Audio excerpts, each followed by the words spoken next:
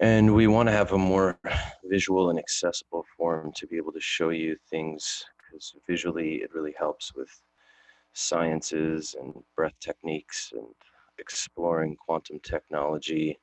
We want to have a more applicable forum, a more accessible forum for you. So obviously video is always um, easier.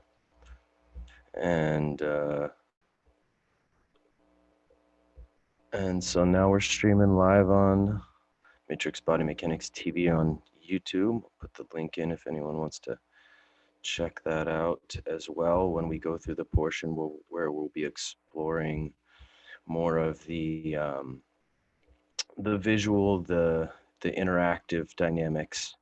Um, and when I'm putting it in the chat room right now, just a link for that as well, if you want to tune in that way or check in on the visual portion of the show. It's another way to access us. We are on People for People Radio. Just want to make sure I'm coming in clear, and want to make sure that I am fully broadcasting. Let's see, last one. All right, we are recording live across the spectrum. So once again, welcome to Matrix Body Mechanics Live. We are an open forum for an exploration into the information and knowledge going on in the world around you, as well as an exploration to the internal realm of the world within, through health and wellness, through spiritual sciences, through quantum technology. I'm holding up one of the quantum healing devices we'll touch base on, just to introduce a concept of what quantum healing technology is, as you're going to start seeing it more prevalent with health and wellness these days. It has been over the last decade, even 2 decades, but it's really going to start, I believe, becoming kind of a household name, or a household, identifiable object that a family would have a quantum healing device in their home. So we're going to be exploring the gamut. We're going to be looking through our history, reflecting back on that for the time that we're in now, and exploring in the first hour with guests and with covering different stories, information, articles, footage, looking to have a more multimedia platform, and our chat room is there for that. And then in the second hour, we're going to be going into how can we empower ourselves with spiritual practices, techniques that I call and reference, and you'll understand this with me over the broadcast as I introduce myself in this first hour for our first show on People for People Radio. I like to explore the science around spiritual technology, and when I find a science or a system where I see a divine reflection in the engineering of the physical body and its physiology, its anatomy, reflected in a practice or a teaching, whether it be ancient or more contemporary modern day, I see a pattern of engineering to this external science that activates the engineering of your body in a way that activates its immunity, its health response, its activation and awareness for optimal functionality. So basically operating the machine at the most optimal level possible. And for those of you interested, when you hear the phrase Sat Nam, which you'll hear me say in intros and outros or in parting ways each week, Sat means truth and Nam means identity. And I am a practicer of spiritual sciences, which we'll get into, and one of the systems and the sciences that I practice is Kundalini Yoga.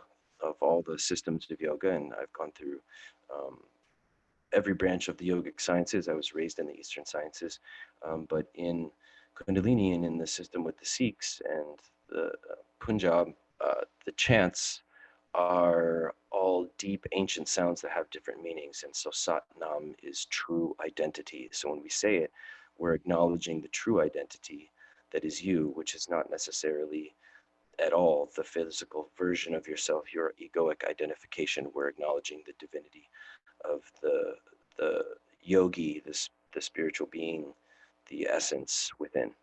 So since it's a sound frequency and we speak it to each other as we come in and out of contact with each other, whether we're clearing the field as we come in or we're clearing the field as we say goodbye and we part ways. It's the same with aloha. Aloha actually means love. So when people say aloha on the islands, they're really putting the frequency of love into their meeting when they come together, which clears the field of anything maybe they are transitioning from, whether it be a conflict or something. And then as they have an interaction, they say it in parting, which clears the frequency of that interaction so they don't carry that onward to their next experience or interaction. And to understand the impact of sound and your body with stress and trauma, and that you chemically accumulate everything that happens to you, it's a very powerful tool to use a sound frequency to clear both the energetic and vibrational state, as well as, sound is therapeutic to the cells, and certain frequencies of sound are more therapeutic, and certain frequencies affect the cells in a detrimental way. So saying a frequency that has the vibrational and the meaning and intention of love before and after an exchange is going to also help the physical body through exchanges with each other. So these are little nuances that a lot of people don't even know if they say these words or that they have an impact. And words do have an impact. We spell them, right? Words are spells. That's why we spell them. They have a meaning. They have a phonetic impact. And unfortunately, this is one of many deeper understandings with what it is to have a human experience that most of us are very desensitized to, which is part of this show, is bringing more awareness to the things around us. So let us truly have a proper introduction. And if we're thinking on a level of sound, I don't want to lose too many listeners as I'm just getting introduced to new audiences. But it's nice to use a sound to create a field when we come into an experience with each other. And that vibrational field is contained for the duration of the period that we are exchanging information. And so, unfortunately, in the world, interactions are fairly transient. And in them being fairly transient, we tend to have a very transient exchange. So we come in, we say hello, maybe, and goodbye. We don't come into an exchange and tune in with each other, create a container or field for a conversation, and then close and contain everything that was exchanged. No, maybe in a more casual exchange, that's okay. But if you actually have to really have a conversation with somebody, maybe even one that could bring about, contrast of opinion or belief or conflict,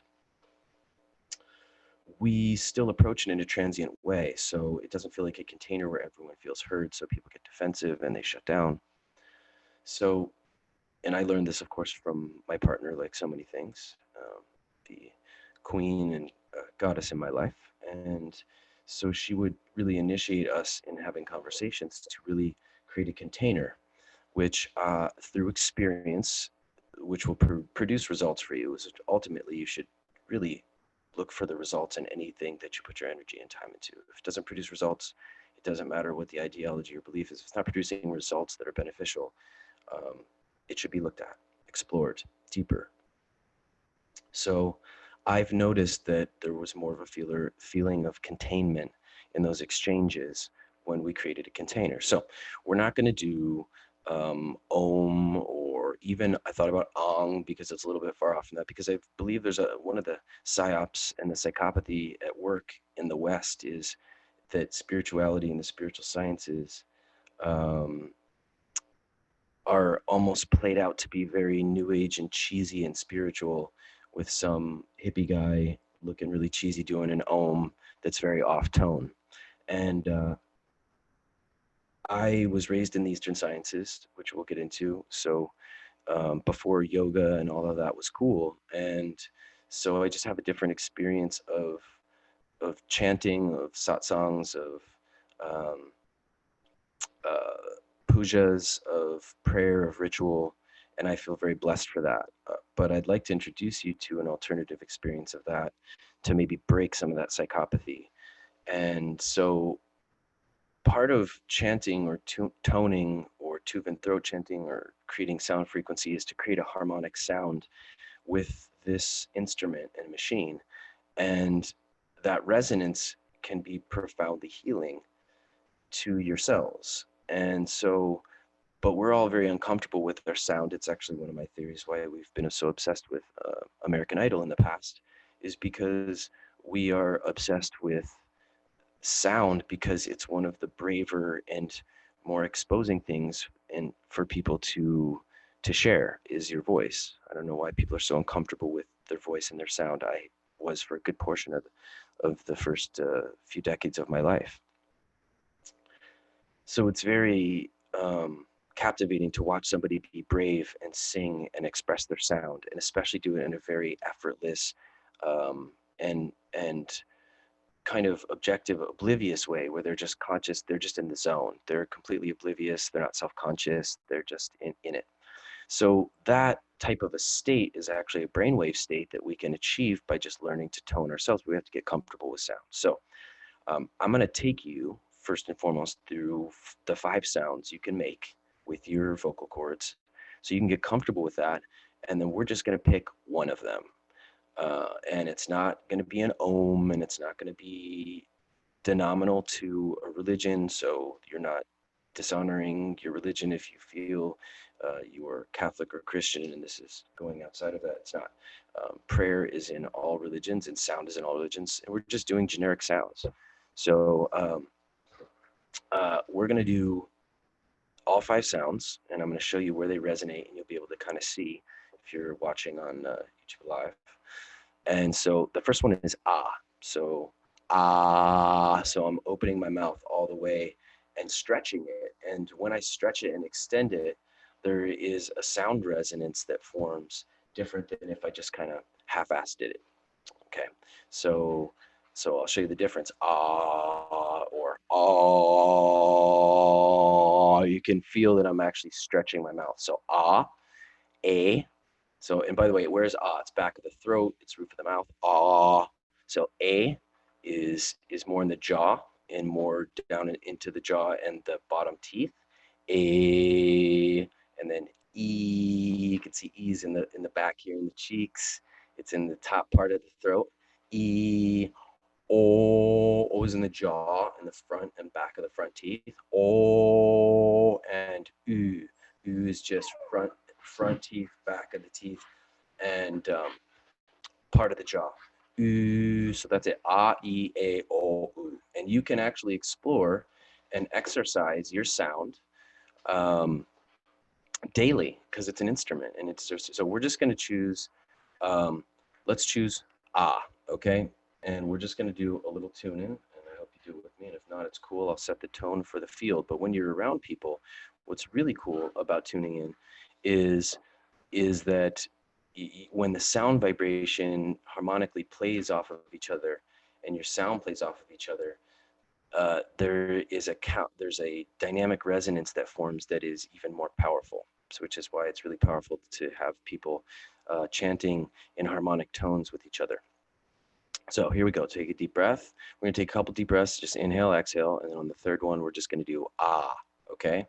So this may be taking some of you outside of your comfort zone, but aren't we a little bit far outside that already with the entire world being shut down? And most of what you would have considered would be never happening or not real has gone to places most of you probably didn't expect, like myself, even a month ago, 2 months ago, 3 months ago. And that's with studying for over 2 decades of what deeper agendas are being played out and orchestrated behind the scenes. I still didn't see it going this way. So life is full of surprises and excitement, and your willingness to be more open to at least try something to see if it resonates or not. So we're going to tune in right now with just an ah. So first 2 breaths just to get us centered, and the third one releasing a sound vibration. Here we go. And inhale. And exhale. And inhale. And exhale.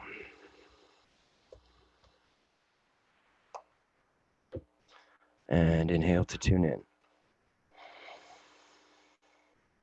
Ah.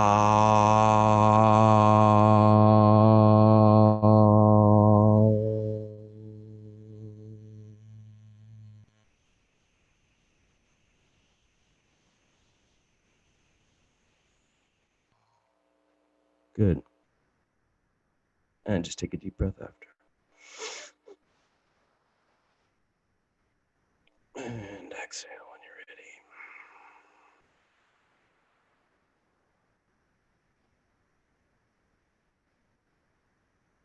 All right. So, again, the goal is to take you to places that are unknown and uncomfortable or foreign, that may trigger your ego, and also to introduce new ways of exploring the human experience. So, I hope that to some degree you tuned into this, even if you're watching it on repeat, and it tunes you into the frequency of the transmission and being able to receive more. And so towards the end, we'll just do maybe one of the other sound vibrations, or maybe we'll just do a long aloha together to close out what we were containing today in getting to explore some knowledge and wisdom together with the intention of awareness, perspective, feeling grounded and empowered, not freaked out, not fearful, not unsettled, but more grounded. And part of what I kind of strategized for this show would be in the second hour, we ground in with empowering practices. So even if we're exploring some metaphysical or even geopolitical information, uh, in the first hour, the goal is to ground you in the second into things that you can feel empowered around, which comes down to things you could literally get off of your computer or your tablet or device and practice and do, or you could replay and do along with me, or go to Matrix Body Mechanics TV on YouTube, check out some of the other videos with different techniques, um, or go explore checking out some of the various techniques that are on the media platform on our website as well, for Matrix Body Mechanics, which is www.matrixbodymechanics.com. We are currently in the process of putting a lot of the how-tos and the technological training for online platforms. We're recording and putting a lot of content together that people will have access to honor something that we're going to go into in the latter portion of the show called the Trinity of Health and Wellness, which is about covering these at least foundational three points, but technically, if we include quantum technology, 4 pillars of health. So, but first and foremost, why listen to me? Who the heck am I? Well, my name is Micah Skye. Yogically Micah Singh, and I am a human being, an artist, a spiritual practitioner, the founder of a system called neuromuscular release therapy, licensed and certified practitioner in over 6 different uh, therapeutic healing systems, and then of course the one that I founded, neuromuscular release therapy, which is a up and coming form of structural integration. It is what would be deemed currently a newer therapeutic system, but in my experience of writing and developing the curriculum, it's actually a very ancient practice of cross-laterally unlocking your tissue, opening up your Legos, so to speak, or your building blocks. And by doing so, because your human body is designed to be palpated and touched, and I think that's the more ancient principle to really understand, is that the human body is designed to be activated. You, as the user of the vehicle, are designed to activate the physical body every day, just like brushing your teeth. And we haven't really been taught that fundamentally. It hasn't been integrated into any culture and civilization truly, in the current age that we're in. And so this is an ancient system. I believe that this what I call neuromuscular release therapy came about through several ancient civilizations. The version that I have developed, I believe, is a version that was in ancient China that was lost around the time when a lot of martial arts they were practiced pretty much as everyone practiced martial arts or some form of, or knew some base forms of martial arts, because it was that integrated into the population. And this was a martial form of healing to treat practitioners, really. And if you look through the system as a practitioner, if you are one who's trained in this, in our programs, or if you ever get into it, you'll notice a very martial format that correlates to this system. There are stances, we have healing tools. Those tools are used to break down proteins and flush chemical memory from tissue in different ways, specifically to the different areas of the landscape of the body. We have different stances, and there's breathing techniques, and we're physically moving mass and breaking up tissue, but we're also working within the energy and the meridian lines of the body. In fact, most of the neurological work we do are all more advanced disabling and what they call kill points in more advanced martial arts, where you strike a point of a nerve and it disables somebody's arm. Well, all these points can be used to disable somebody or also activate healing in their neural junctions, because your nerves are the wiring of your body. So I was raised in I'm jumping back because neuromuscular therapy is one stage of the story, and I want you to know who it is that's talking to you about this information. And so I kind of thought I'd do a nice intro, which will overall bring my story of healing into a prime metaphor for what it is that each one of us can do. And it was my injuries and my wounds over playing sports through high school that tore my ACL in my knee, and I was 18 or 19. And although I was raised in the Eastern Sciences, I was raised in a German farm town that was very much like the movie Varsity Blues, where the football team went to the state playoffs. And although I was an artist and somewhat of a rebel, I also was good at sports and played sports and was running back for a period of time and destroyed my knee, and really enjoyed the art of the game, at least for me then. And so I was 18, 19. I'd gotten into the yogic sciences when I moved to Los Angeles, because being raised in the Self-Realization Fellowship, Kriya Yoga systems, and the yogic sciences and channels and UFOs, and a lot of my parents, I'm the byproduct of the 60s baby boomer generation of first, the last wave of revolutionary hippies, or activated consciousness. Remember, consciousness has activated in waves. 1900s to 1910 there was a consciousness wave, and 1960. So raised in the country in the Midwest, and yeah, my parents got out to the country, and I happened to be in the outskirts of a very conservative German farm town. So I was kind of one of two artists in the whole high school. But at the same time, destroyed my knees, dabbled with meditation and the yogic sciences as a child. But unfortunately, my parents, through the process of the intensity of raising kids, didn't maintain their practices, which is a big challenge as a parent. I can tell you, having kids is maintaining your practices when you have beings that you are now living for and responsible for, to feed and take care of and guide and teach. So she would tell me to do these practices and meditate, but I didn't get to experience and have enough experience of doing it with her in her practices, which is what I'm really trying to instill in my children in my stage now of having 3 soon to be 4 children, that I'm able to maintain my practices and involve them in them, and show them what they do, really, and get them interested, but not by forcing them or telling them to, but just saying, all right, I'm going to go do this, and hope you guys will join me. If not, we'll go for a walk after. And now in this time with no school and all the time to be more together, because I haven't been back to the clinic where I have had a practice in Los Angeles for however many months now it's been. And so as I was raised, the sciences were always there.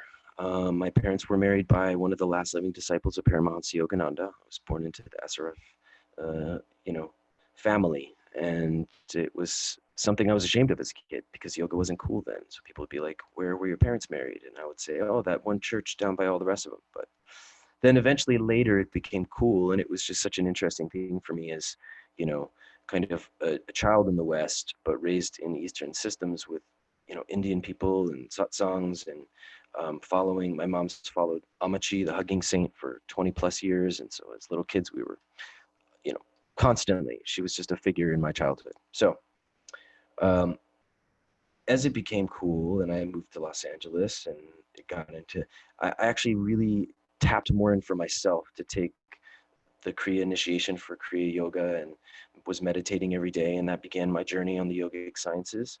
I went through all the yogic systems, and grew up with the book called Autobiography of a Yogi, which is basically Paramount's Yogananda. It was a pivotal book with Eastern sciences coming to the West, because it really was the depiction of this man who grew up in a culture where there were basically Jedis, where there were these mystical men that had superpowers and magical feats that were unexplained, that were regarded through the culture, through the city records, even doing unexplainable things. And they each had different ways that their consciousness had transcended the third density and were working outside in a higher density realm.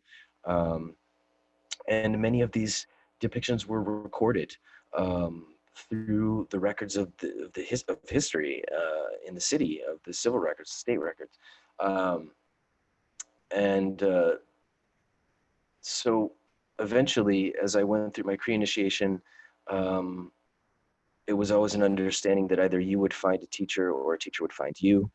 And eventually, a teacher found me, and he would never have me call him a teacher or guru, but he was like my father for close to a decade. And actually, one of his first student, his first apprentice, who became one of my best friends and was like my brother, and we looked very similar, with the same age. We were like his two sons. He brought me to him, and there was an ancient connection, and I began training in the Kundalini sciences as well as mantra, and really kind of a more advanced thing than I'd ever seen before in terms of the yogic sciences, because he had gone all over India and had eventually found the secrets of the rishis, which were the advanced techniques of Kundalini yoga that was lost, because the rishis were the ones who brought Kundalini yoga to the Sikhs. And the Sikhs eventually were the facilitators of it, and then eventually Yogi Bhajan brought it to the West. But the rishis and the secrets of the rishis were not really brought into that system. It was homogenized and generalized for the West, because it wasn't, the yogis weren't really sure what, they didn't trust what the Western mind would do with these advanced practices. Excuse me. Get a little drink of some tonic. So these secrets of the rishis were these advanced breath pressurization techniques and Kundalini techniques, and I dove straight in and trained, and was blessed to be able to come. I would come to his house every week. I would bring food or some type of a gift or an offering, and within minutes of being there, he would either be massaging me, make me food, we'd be reading mantras. I would be treating him with the neuromuscular work I was developing at the time, or we'd be doing Kundalini yoga. Sometimes we would just go walk through the hills, or we would do an exploration of the 5 bass sounds to start getting in touch with our instrument for more powerful harmonic sound resonance when we would do chanting. So it was so magical and such a blessing to be able to manifest or be blessed with an Eastern format in the West to learn these sciences, because unfortunately with these Eastern sciences, as they came to the West, they got westernized, and the format with which they were taught was westernized, and you didn't have a one-on-one guru-disciple or student-teacher relationship. You had certification programs where you're one of 50 students, and with a system that's so specific about technique and detail with technique, this is something where it really, you need to have somebody focused on the nuances of what it is to do some of the more advanced techniques around the yogic sciences. And so that was something I was blessed with and got to experience, and naturally was able to replicate it. And it became something somewhat of a mission focus to be able to teach these Eastern sciences in an Eastern format in the West, and be able to explore sharing that format for a more advanced result for even students that had been training in a Western format and really started integrating the muscle memory and the activation with the body through the yogic sciences to take them to another level that you have to have somebody one-on-one instruct you through. So that became a huge blessing. And I trained with him for 10 years and then eventually got into the 3HO community and the Sikh community and went through my journey with that. And as I did, and I was in the film industry for almost 10 years in Los Angeles, focused on being a screenwriter and an actor. And that's where I got into body work as I needed a job on the side. So I started training in the healing sciences. And about a year into my training, it was actually my neighbor who came over and saw my massage table and introduced himself and said, "Oh, I used to, train with Ida Rolf before she started a school for Rolfing." And I developed this, I haven't really done anything with it, but I kind of uncovered these principles of how to do deep structural work and also activate the nervous system. And he kind of did a scan of my body and saw my shoulder was out and said, "I could fix that for you." And I disregarded him because, everyone talks in LA, and I was just coming there from the Midwest and not really sure who to really follow and wasn't really connected to my sacral center, my intuitive awareness. And so eventually I let him work on me, and not only did he reset my shoulder, but the muscles around my shoulder, and released this crazy electricity through my nerves, and it reset my entire arm. And for the next week, I had to learn how to use it in a different position. And I came back and was like, "What is this? Like, oh my gosh." And he said, "Yeah, I know you have that torn ACL. I saw you walking funny. We could regenerate that for you." And so I spent the next decade, while coinciding with training in the yogic sciences, in learning specifically how to unlock the fractals of this system. This man, it was very abstract. He would work in sections. There was no sequences. Because he said, "I don't really have a way of teaching you.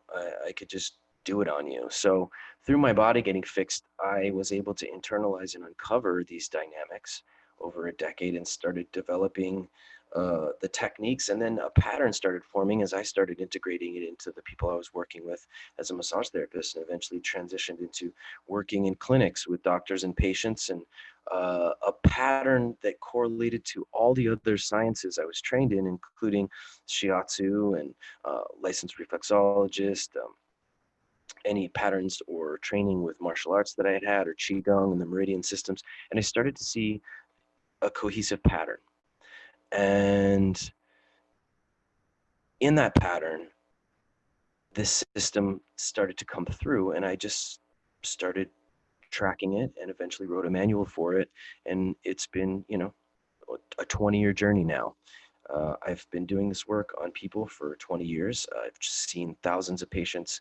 I have assisted people in healing some of the most challenging afflictions, from cancer tumors to we had a quadriplegic patient. We got his arms working in one treatment of unlocking his nervous system. His arms started moving and working again. And I've seen everything from Bell's palsy, cerebral palsy,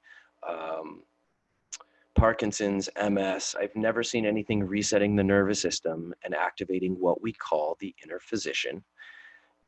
I've never seen anything it doesn't improve or activate an awakened healing in an individual for. Never.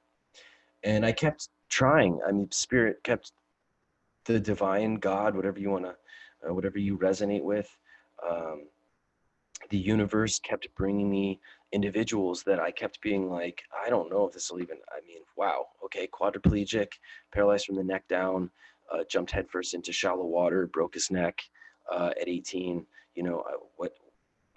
What how can I help this person? And it wasn't that I could help them. It was that activating their circuitry and their inner physician, which I learned about, to a point where that's what I teach from. The eye physician, if we want to use technological references because they're so integrated in our populace, you have an app for that. You are a biological computer, and you have an app that is a that is a inner healer, inner physician. It's actually what Western medicine relies on when they put you in a cast and they set a bone. They still rely on the inner physician to heal the bone. When they sew you up from something they did, they rely on the inner physician to heal whatever they did. And then, of course, you're left with scar tissue, which they don't explain to you. You need to break up. And so that's unfortunately one of the steps that is not really acknowledged in Western medicine. They don't really see that the trauma from just the procedure has to also be tended to after, because the inner physician is intelligent, but it needs to be directed, and that direction needs to come from you, the user. But we've been alienated around how we even understand touch. And over 20 years, that is ultimately one of the biggest things I saw, is that we have not been taught that the human body is designed to be touched. We don't even understand types of touch. There's 3 basic types of touch. Let's explore them. The first one would be considered comfort touch, or familial, or just general loving, comforting touch or contact, neutral contact. The second form of touch would be a intimate or romantic form of touch. Okay, let's jump back to the first touch. That would be between family members, friends, neutral individuals that have built a friendship and relationship with each other, exchanges between siblings and friends, that neutral, loving touch. The second touch, the romantic, intimate, karmic touch, or karmic love touch, intimacy, sexual touch, is a touch between 2 people that have a sexual polarity. Okay, there is a third type of touch. It is a touch with the specific intent to move or stimulate the chemical memory that accumulates every day with everything that happens to you. Let me repeat that. You, every day, are chemically recording. I used to do this as a metaphor in lectures, but because everyone records on phones now I have to do this, because people are like, what is he doing? Nobody records that way anymore. That's like some old time stuff. So we are recording every day, chemically, everything that happens to you, physically and emotionally. You are recording, you are logging it into your tissue. It is warping and tinting, like these glasses that are protecting my eyes from the LEDs, which is why I wear these whenever I'm facing screens. I really feel such a difference if I don't have them on. You're filtering your consciousness from a space of neutrality from what you've accumulated. And nobody taught us the human body needs to be touched every day, just like your teeth need to be brushed. And if you don't, like with your teeth, which all of us know, then you're going to get, as many of us parents say, the sugar bugs to our kids, or you're going to get bacteria buildup, tartar and plaque that eventually starts corroding the enamel of your teeth, gets to the dentin, then the bacteria spreads to the dentin, gets to the root of the tooth, boom. Or you get bacteria in between the gums, which creates an infection in the gums, which is a better metaphor, because your body has layers and gets basically infected with chemical memory, residues, and what we call venous blood. Now, I don't know if everyone understands this, but you have a certain amount of toxic blood, or what we call venous blood. It's basically black, dead blood, waste blood, that needs to filter through your body. And the reason that you get little varicose veins is because you're not filtering your blood properly, because your cellular water vessel, which is what this is not flowing. It's not moving. It doesn't have enough movement and flow. So that dead blood sits in little capillaries for too long, and eventually, because it's dead, it kills the little capillaries, and they float to the surface of the skin, and they look like little dead fish floating on the pond. That's why you get varicose veins. That's why you get that's a sign of not having a good enough blood flow. Now, most of us don't have good blood flow because we're not drinking enough water, we're not as hydrated, and if we're drinking water, we're not drinking water that is absorbable in the cells. Is what did he say? Yeah, you can drink tons of water, and it's actually not good water. It's not charged properly, and the receptor for your body for water has an ionic charge to it. So if you're drinking water that's the opposite charge, it's going to push off, or the same charge, I'm sorry, it's going to push off. It needs to be the opposite charge. Okay, and your water receptacle is positively charged, so you need these negatively charged ionic water. which comes from natural water that comes from the rocks over springs and comes out. But from the moment it actually sits too long, it actually changes, which is why we're supposed to have just a fresher intake of water in general. Also, there's not the water that we drink most of the time has a lot of particle content in it. So it's not really clean water, which means it has a heavier weight to it. It's not as absorbable to the cells. So when you're not getting enough water, your blood is not liquidy. It's like thicker and goopy. It's kind of sticky. And with all the excess neurochemicals you're not releasing from not just palpating your body every day, you're not flushing the tissue, so there's a stagnancy. Okay, and this is what I learned overall with both all the divine origin sciences, the spiritual sciences I learned were about movement and flow of the energy, the blood, the water through the body. And what I found about this neuromuscular therapy, this weird system with electricity, is that we can activate the bioelectricity in the body, and the bioelectricity, it's like hot wiring a car. It flushes the chemical memory into the bloodstream, which is the sewage system, and it starts a big flush through the system when you do it on yourself. And it's not hard to do. In fact, it was quite intuitive. From the moment this man did it on me, I was trying to do it on myself. And over time, learning how to do it on myself, did I develop this system, isolate the principles and techniques, start writing a manual for it. And then when I went to teach it to other practitioners, even trained practitioners, I saw that I need to teach them how to do this on themselves so they can internalize and feel what it feels like before they do it on someone else. You have to feel what it feels like done on you. So we are currently building a self-treatment program that's going to be a 12 video series where you can learn how to do this work on yourself, because that's what I saw ultimately was the most valuable thing from training people on how to do, practitioners how to do the level 1, what we call the spring cleaning, which is the first time you go through somebody's whole nervous system and musculature and release all this and flush. That first flush, it's a big one, and you got a big drain process. There's a big detox that comes, like detoxing anytime you've accumulated stuff. It's no different than doing a colon cleanse or liver cleanse or kidney cleanse, any type of detox or cleanse. There's always going to be, or a colonic, you're going to have a process that may be uncomfortable. Welcome to what detoxing is. Part of that is being accountable for the fact that you allowed yourself to accumulate into a place of stagnancy in the first place.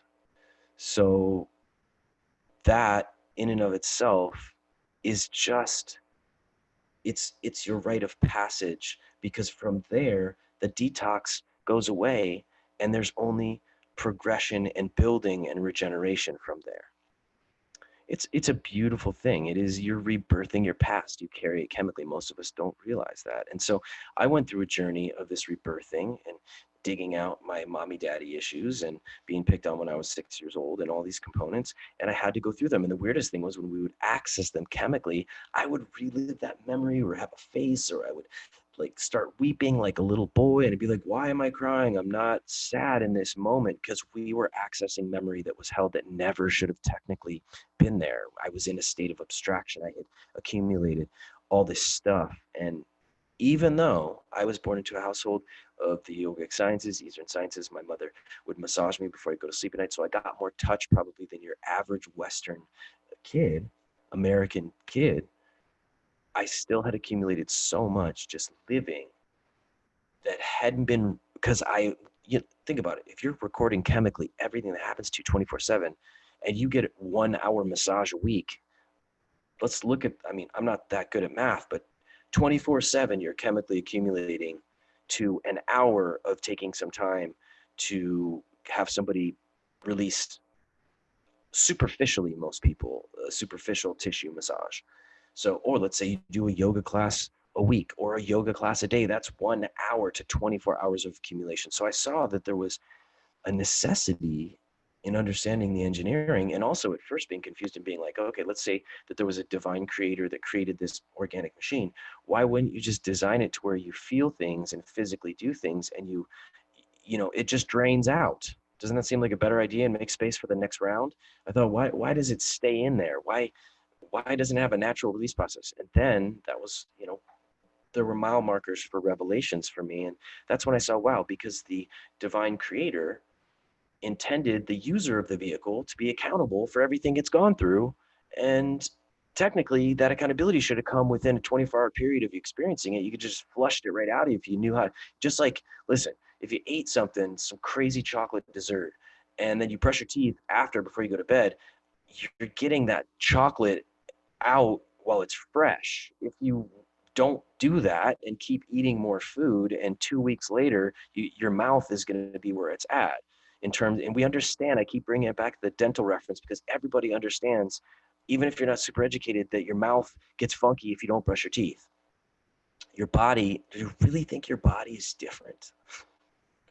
Like, if you're, okay, if your body's different, then why doesn't your mouth just clean off its own bacteria and eat all the food away? There's a little bacteria that eats all the food away and eats all the germs out, and then your mouth should technically just be self-cleaning too then, right? No, you have to manually engage to maintain oral hygiene. You have to manually engage to maintain what I call aura hygiene, because your aura, your energy field, is connected to your chemistry.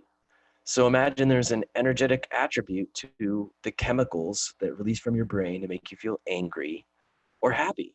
There's a different vibration. If you're full of chemicals of fear and anger, there's a lower vibration. It's affecting your energy field as well as your mind and your emotional state. So it is aura hygiene, even though we're talking about a biochemical hygiene of the body itself and an awareness around that. So we are all technically in a state of abstraction because we're full of all of our fear and our angst and our worry and our joy and our sadness and our happiness and all these chemicals. We're full of them all, but we're full. And we're also full of a lot of the programming and the psychopathy that those that control this world and control this lockdown and all the things you're seeing orchestrated, that's all in your chemistry too, along with the identification to a lot of it, and probably ideologies and beliefs that maybe aren't 100% true, because one of the main ways of deception is you change the truth a little bit. You don't change it extreme. It's just like a little bit. And then, of course, the other tactic is to have it be completely the opposite of what you tell somebody. So that the truth is actually so far the opposite of what you've been told that you would never consider including that into the spectrum with that individual or with that party or with that corporation or company or with that individual. So in that regard, where do we decipher and navigate truth and authenticity from, and how truly, no matter how much spiritual work we've done, can we achieve that if we're chemically full of everything that's ever happened to us? Because nobody taught us, and it wasn't taught culturally, it wasn't taught intergenerationally, the importance and the necessity of touch. Even though there's a ton of studies that will show you, even just studies that like people in terminal wards, when someone would come in and just hold their hand, just base touch, where actually their health was better than if they had no one there to have contact with them, which is also something deeply reflective of what is happening with this shutdown. Some of the deeper nuances to the psychopathy that no one's paying attention to, like the fact that touch is part of, like we're saying, a healthy immune system and a healthy mind, body, and soul experience. And I mean, we at Matrix Body Mechanics, we're working on a feature-length documentary for, God, it's been like 6-7 years. We have over 600 hours of footage. And the primary premise of this documentary was the power of touch is alienated in almost every culture. And human beings are alienated to touch. We associate touch with either sexuality or really nothing at all. And maybe some people are more comfortable with, comforting touch, but no one is really understanding the principle of medicine touch and how it's not just something that you should get a massage as a recreational concept, that's what medicine touch is. No, it's actually something that you should be doing on yourself and with each other. We don't have that social understanding, and we didn't have any social engineered structure or knowledge accessibility to be taught this. So down to, and this is again, from someone who's been integrating and exploring touch for 20 years, the word ticklish, where does it come from? The word ticklish, or to be ticklish. Ticklish means that someone, I'm ticklish, right? Do you know what healthy tissue is like? Healthy tissue is not jumpy, it's not reactive, it's responsive. I'm not ticklish. I used to be ticklish, but I've stimulated the memory out of my tissue to where my body's is conditioned to touch. So I'm not ticklish. You could try to dig in, oh, tickle, tickle. That just feels good to me. There isn't a reactionary side, because that reaction to being ticklish is a built up sensitivity in a unhealthy body that has not been touched enough. And I believe that this became such an epidemic, the lack of touch in humans, that we actually have produced a reactionary process in our bodies that we had to come up with a terminology for. Oh, this person's ticklish. Oh, it's ticklish. Oh, I'm ticklish. I'm sensitive to touch. No, actually, healthy tissue is not hypersensitive. Healthy tissue is conditioned to receive touch. So in my study, we actually had to even make up a word for what was going on with people, because I used to be ticklish, and then I actually got all this out of my body, and now there's no ticklishness there. I just enjoying touch. Just my body is responsive, it's not reactive. So in the process of understanding the alienation around touch, obviously I wanted to make a film about it. In fact, after working on thousands of people over 20 years, it was just, even after a decade of working on people, I was like, I saw too much powerful memory. I mean, exact memories that we accessed, and someone went through that memory for 10 minutes remembering it or crying it out. I could see such a real storage capacity of psychophysical experiences in the body. And some of these were theatrical, honestly, like so powerful to watch. And especially the physical abuse and sexual trauma releases were the most, like, wow, look what humanity is carrying. I feel like people need to see the face of this. And so, you can check out the release trailer at our website, matrixbodymechanics.com. We're still editing, but now look at the world. This was my point. We're doing a film about how touch is alienated with humanity. And now look, I never would have imagined starting this film, that now including it in the film, that we have to keep recording. We've been filming for the movie still, that now the entire world is shut down and we are the most alienated to touch we have ever been, in hundreds of years, since there was a great plague, so to speak, even though there is no great plague. That's the thing. 0.26% overall death rate. Okay, SARS was 9%. All right. We didn't shut the world down for SARS. Okay. First it's contagious on surfaces, then it's not. First it's these masks are going to protect you. Then of course all the medical research and facts came out that these masks are completely do not protect you from anything. Then the WHO and CDC even released that. And the latest statistics being, like I said, 0.26% overall death rate. Why is everything still shut down?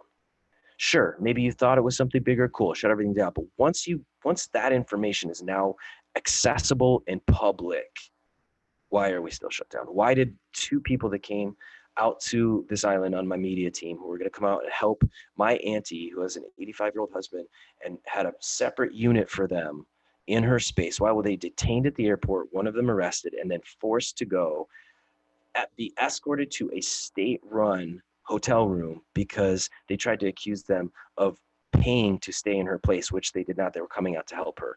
Why did I drive around for like almost 2 hours back and forth, escorted by the police, picking them up and taking them back and forth from hotel room to hotel room, only to take them back to the airport, where they were forced to stay until they decided either they have to get on a plane or sleep at the airport until they can fly out the next morning, or they have to go to one of these controlled facilities to be.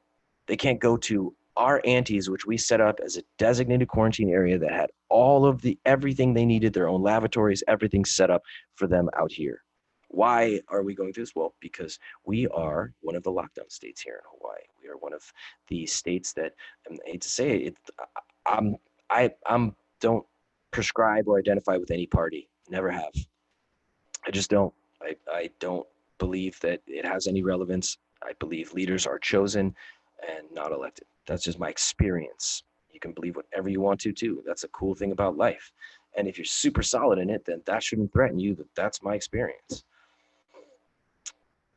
Overall, the fact that all Republican states are open and all Democratic states are shut down is, I mean, how can you not see something weirder's going on here?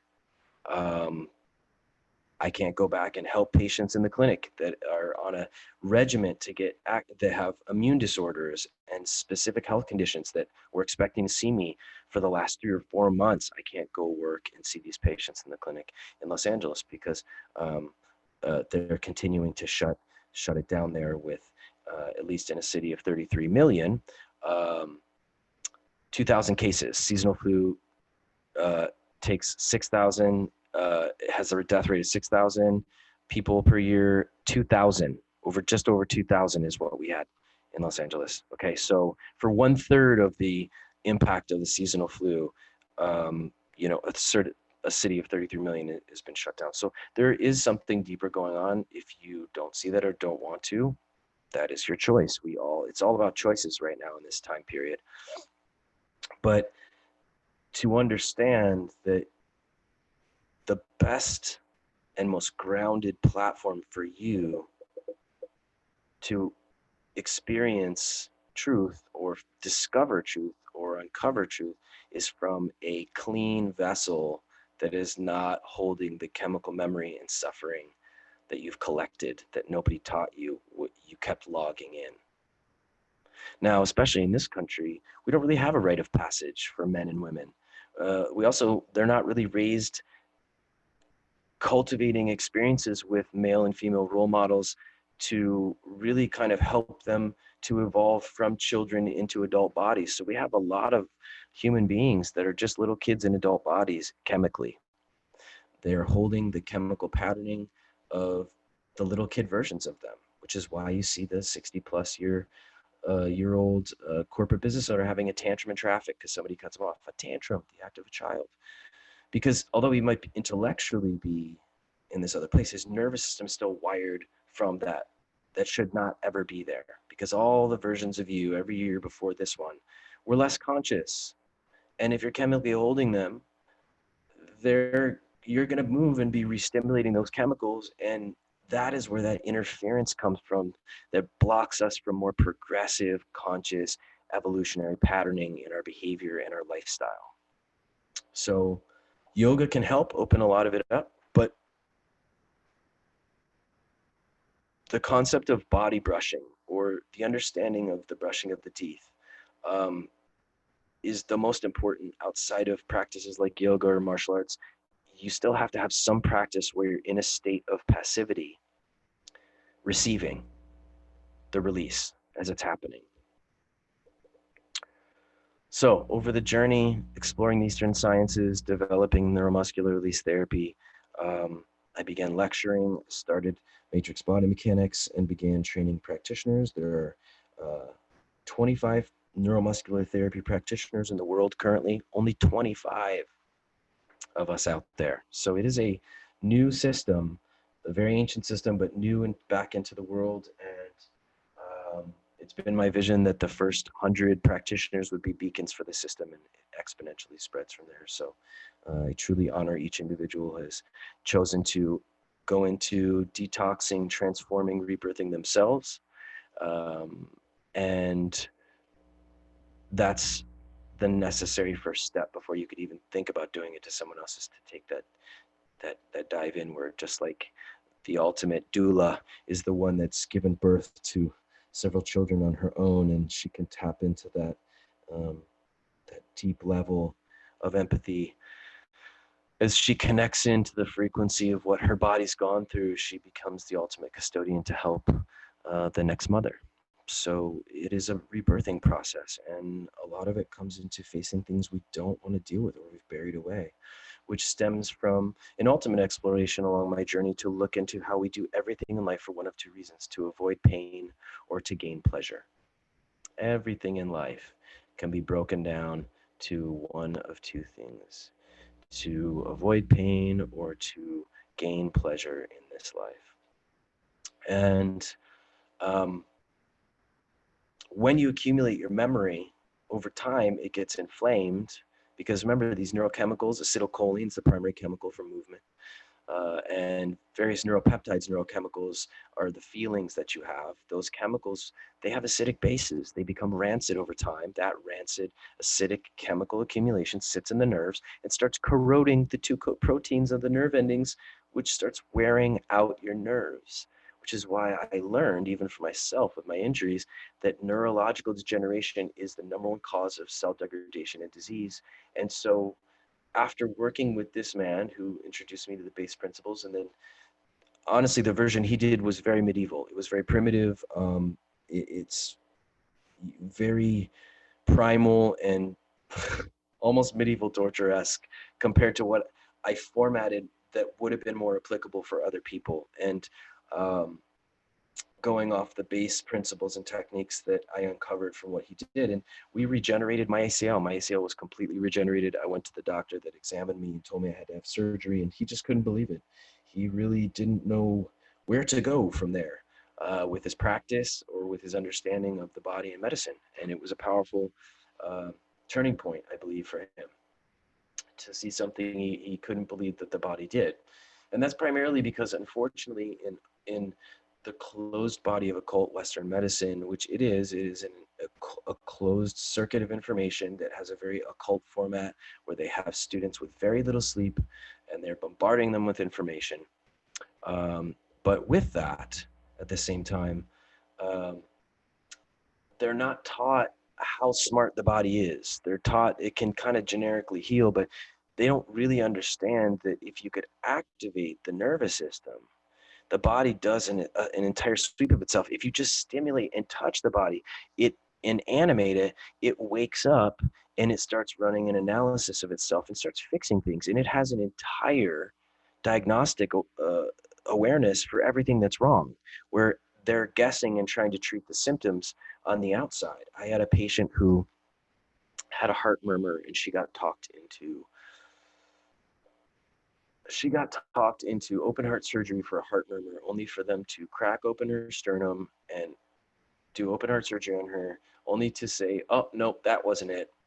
And then we did a neuromuscular series on her and we alleviated her heart murmur in one series that we did.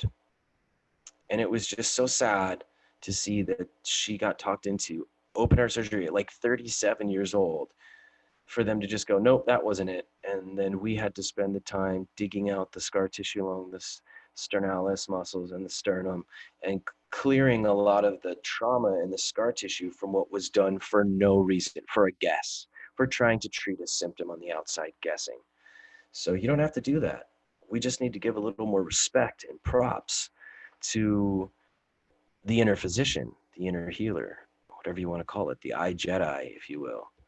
It is so powerful and has all the answers and has got you so much so. And we're going to explore a lot of dynamics in this broadcast in general, in Matrix Body Mechanics Live each week, uncovering and exploring the power and the brilliance of your organic technology, of what this thing can do. And I wanted to create the video side because I want it to be interactive. I want you to see me go in the ice, and I want you to see me do this breath work for 3 minutes, activating my stem cells, activating in the entire body, flipping the alchemy of the body, activating fresh-blooded oxygen to areas that are damaged. I broke my ankle, or my heel bone, I guess now like 4 months ago, maybe 5 months ago. Which is the biggest injury I've ever had. 2 fractures to my calcaneal. I fell off of a lanai onto the pavement, broke my heel bone, and I was given 4 months to have to that it was going to take to regenerate this, and that I probably wouldn't run again, which I've been told several times and gone running past. One time, the ER physician, who was my neighbor, I went running past him a week after he said he wouldn't run again. He eventually became my patient. We fixed his knee. So they told me 4 months. I came back to them in 1 month. The calcaneus bone was completely healed. The fractures were healed. And I was walking around on it. And they were just blown away. Again, because they're taught that this body is just kind of running on automation, which it is, but it's just kind of dumb. It just does, you know, it needs them to save it, because that's on some level metaphorically what they have been taught. But actually, that's not true at all. In fact, it is running on automation, but you as the user can activate it and improve the automation to go at a higher rate than what has been set for our people, which the bar has been set pretty low. And the bar's been set low because we have a very limited understanding what the potential lifespan and quality of life for this human vessel can be, because it's only been run and operated at a lower degree or a lower level. I'm gonna give you an example with breathing right off the bat.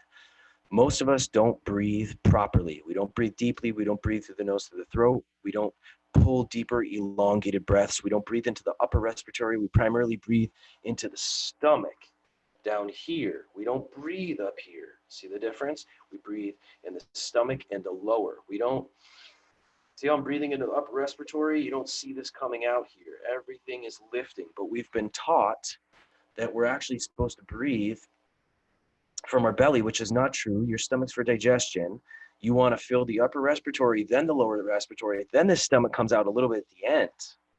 And experiment and look at some of the other videos that we've done. Experiment with trying to breathe into the upper respiratory first and then allowing it to come in naturally in the lower, or try filling your stomach. Feel the difference and then look at the difference. I'm going to show you right now on camera. I'm going to show you right now. Here we go. So here's how most people breathe. They collapse here. They're distended here. Okay. And when they breathe, this is how they breathe. Okay. Now, intuitively look at that. And now look at this way.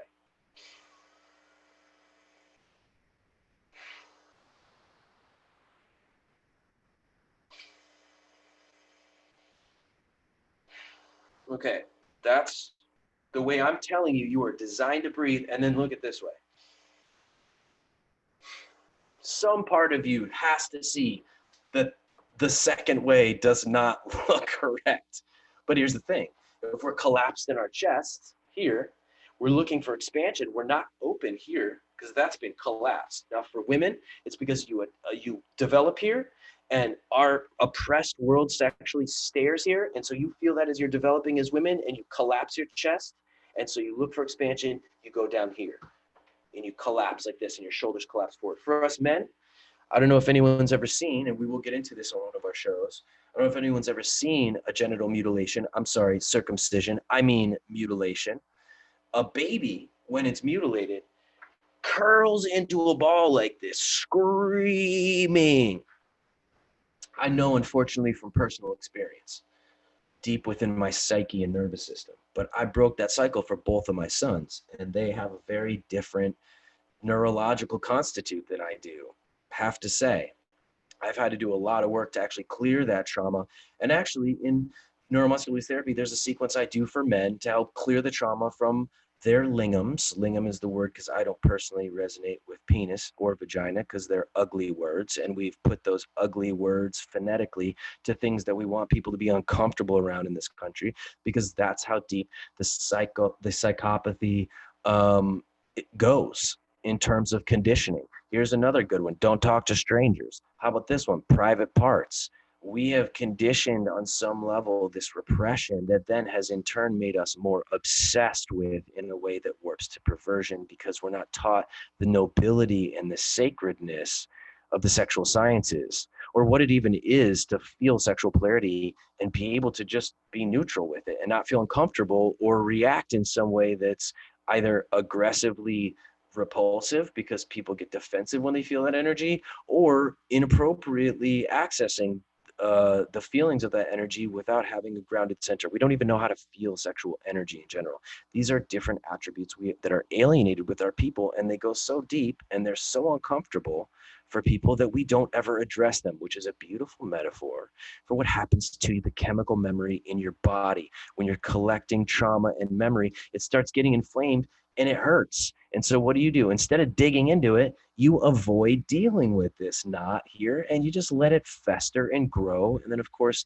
at some point, it obviously has to be dealt with. Just like if you didn't brush your teeth and all this tartar and plaque started collecting everywhere, at some point, you're going to have that stuff scraped off or you're going to lose your teeth. So whenever that is, the longer you delay it, it's going to be more and more intense to get that really gnarly deep cleaning from the dentist that's going to make your gums raw.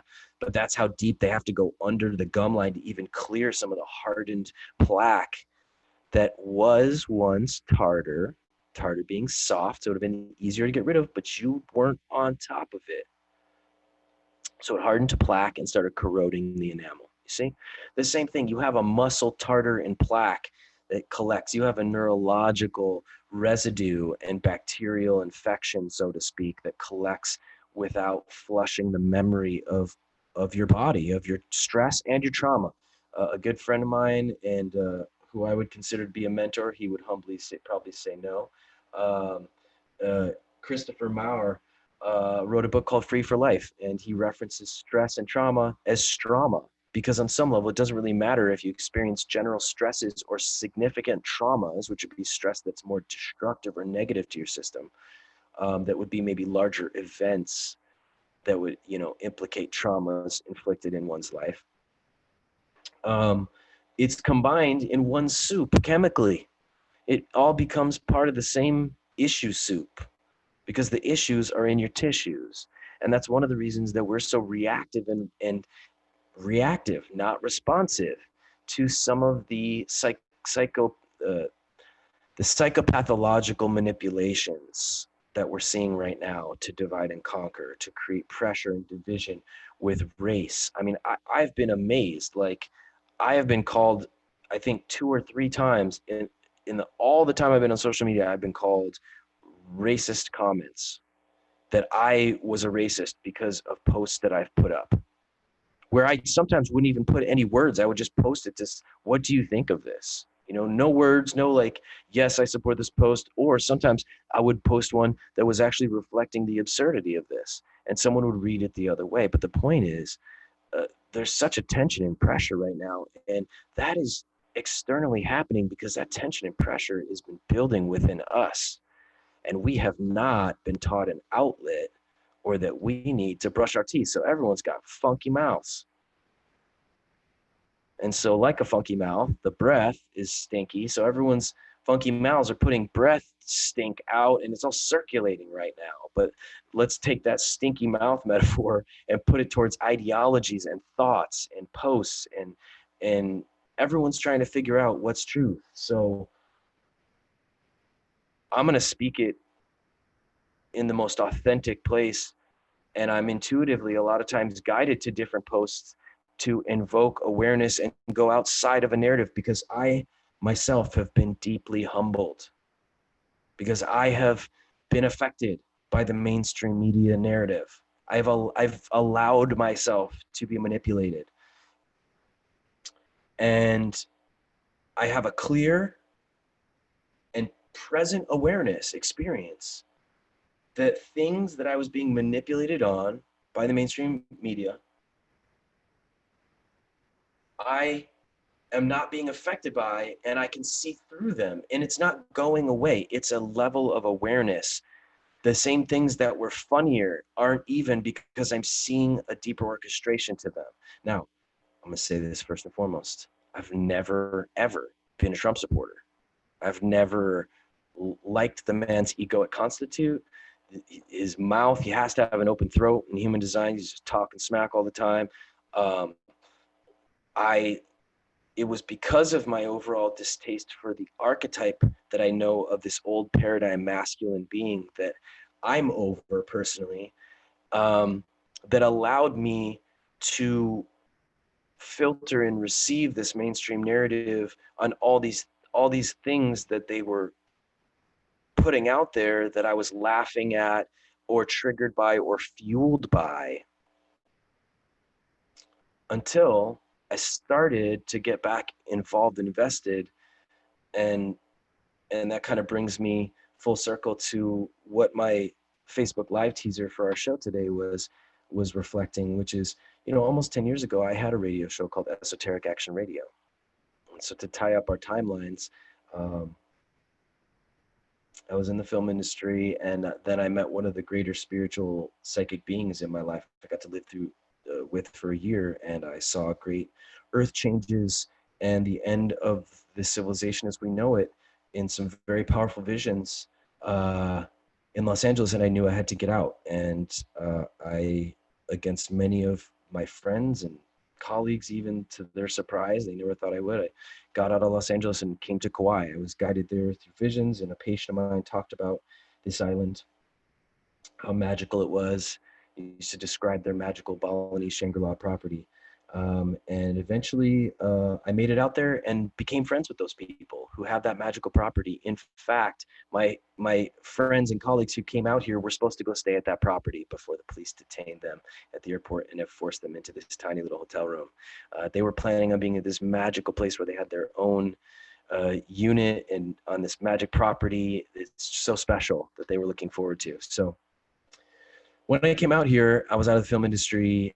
I started listening, it was after 9/11, and something wasn't adding up for a lot of us. And I started listening through a roommate of mine while I was out on Kauai, to an underground news network called Oracle Broadcasting. And I started to call in because they were talking about yoga and spirituality. I called in and was on the show, ended up being on this show for the whole time. And eventually the producers offered me a show and said, how do you want it to, we figured you'd be kind of like the more spiritual science, esoteric side of the network that's mainly geopolitical. And that's what I did for 3 years, every Sunday for 3 hours every Sunday. If you can imagine the amount of research in preparation to have a talk radio show for 3 hours and cover, everything that I was uncovering, like so many other exoscientists and researchers at the time. So it was a great outlet for me, and I loved it. I built an amazing network and got to have some amazing guests like Bob Dean and Dr. Rima Lebeau, who's fighting the anti-vaccine movements against these toxic vaccines.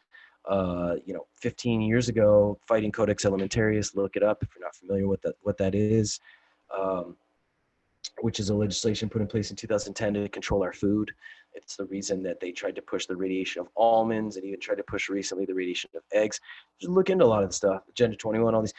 This was, close to 10 years ago was I deep in this, the underground bases, all of it. So it's so interesting now for this stuff to be kind of just being, none of this stuff was accessible on social media platforms. No one was putting stuff like that up. Now, people that would have never seen this are being forced to see this running in their feeds. And many people are having a hard time processing some of this because it seems so insane. And maybe it's the fact that I've had since the visions 20 years, along with my career that I've just and my journey of healing, to study and research this stuff and really process how real all of this is.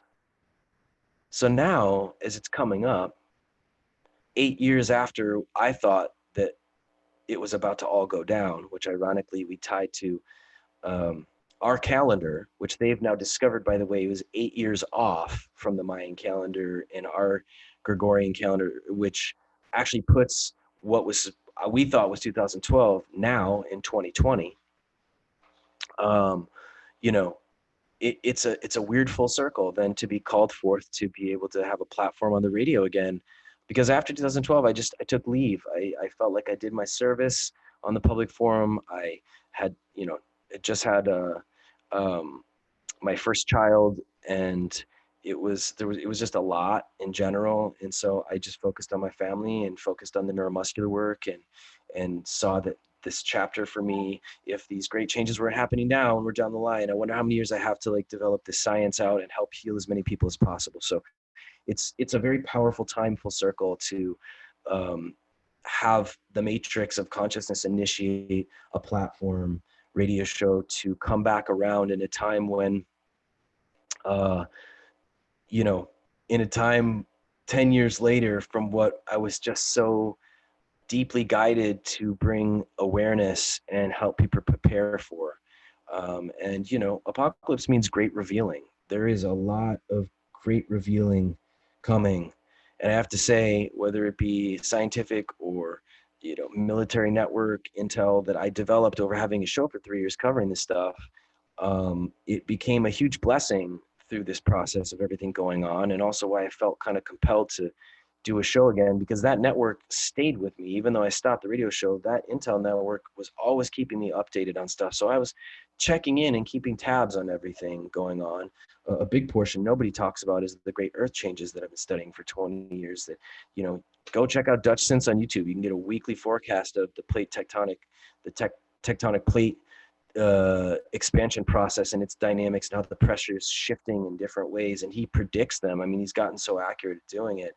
But we didn't have that kind of a show back 20 years ago, even 10 years ago. So I was just, studying these animated charts myself. Now you have full 3D models. You can see the entire activation of the plate system. Despite what forecast he's doing, just pull back and look at the entire Earth and its plate system, and how expansively activated it is. And we're within several windows of these periodic great Earth changes and pole shifts that take place. So throw that into the mix with what's going on a more planetary level. It is just a powerful time to be alive through the process. And the great psychics and teachers that I've had always said that, that this great time of change and transformation and these earth changes, it's for many, they're not even going to want to live through the intensity of it. They're going to be so codependent to the system. They don't want it to be different. They don't want to live in a world that's different. And it's going to be very challenging for those of us that live on through these transitional changes over the coming years. But also the most magical thing ever, because what's on the other side of it is so profound and so magical.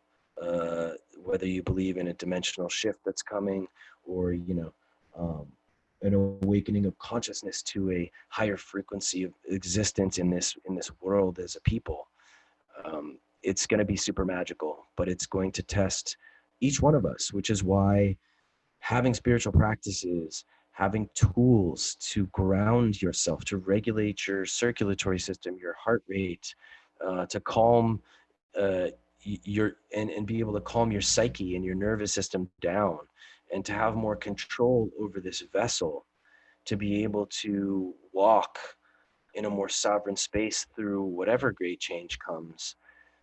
That is what these ancient systems were given to humanity for over the ages, and many of them were lost or kept from us. And naturally exploring them, like exploring shamanic medicines and being a shamanic practitioner, which I'm not going to go into, but if even what we're doing with neuromuscular therapy is a shamanic rite of passage. So being associated and working with shamanic practitioners, myself working as a shamanic practitioner, like shamanic rite of passage is going through a great transformation and change towards an awakening, and we're all in that process. How much easier that process would be if you liberate your own body and your chemistry from all that you have carried and all that you've been bombarded with. From the moment you were a baby blob and life said, pull yourself together, so you compressed who you are into your musculature and your frame, and your egoic consciousness exists in that compression. So you can decompress it, and it puts that egoic mind in check, gives you perspective. This is what meditation does. But how can we truly meditate if the body is so restless? And you can empower yourself being able to do this on you, which to me was always a key in the spiritual sciences and yogic training, was how much my teachers would say sovereignty. Sovereignty is so foundational with being able to release your body, release your, look at this, look how I rock on my spine. I'm massaging all the vertebrae in my spine right now. Oh, look, you can just go back and forth for 10 minutes massaging your spine. Just to see the amount of love and attentiveness that he had towards treating his body. And this was a man that was not old. He did not look old. He had a six-pack. The skin on his face was toned and taut. He was over 50, but like, I thought he was in his 20s or 30s, and then he casually tossed out he was turning this old next year. I saw an individual who embodied something where I was like, I want to live in this thing that way. And it was by living through that experience that I got to monkey see, monkey do, embody it. And that's what I work to share with you on these virtual platforms.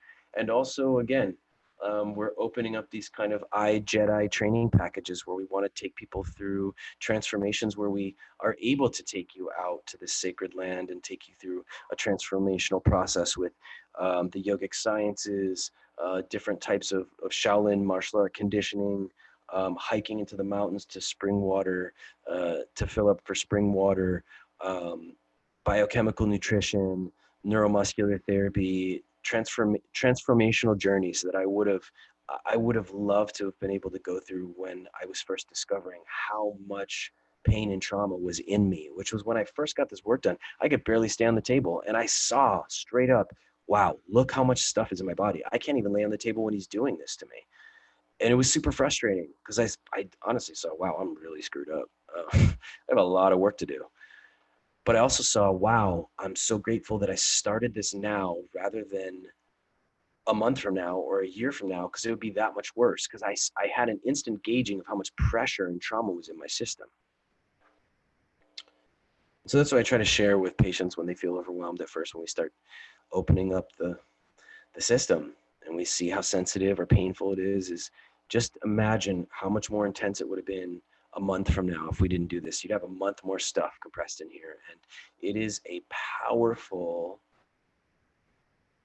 rite of accountability, rite of passage of accountability to face what you're holding, because it's not going away. I've tried everything. I've tried every type of quantum technology and healing work to get out the trauma in your tissue. You have to go in and face it, which really, again, brings us to that metaphor that whatever engineer, divine creator wanted you to be accountable for everything you feel and experience in the five sense reality by having to go back through and release it, which, again, should have been just a daily process to clear. But because nobody taught us this, we've been accumulating and we're full. We're overly full. And the release process is gonna be, to some degree, uncomfortable. That's that's part of the dynamic with detox is you have to come to terms with, I am toxic and I have to detox. It's just a little more alienating when it's the chemical, emotional memory and trauma of things that you thought you got past, you mentally or spiritually worked through. Well, the body is the cage, it's the slowpoke, it's holding on to the roots. So eventually I moved to Kauai, started that radio show, started developing the system, and then started to travel back and forth each month to LA. I would travel 2,600 miles every month back and forth, sometimes bringing 40, 50 pounds of quantum healing technology to set up in the clinic, or to do a healing tour to help people in Los Angeles or the surrounding areas that could get to Los Angeles for the tour dates I would be there. And I've done that for almost 10 years.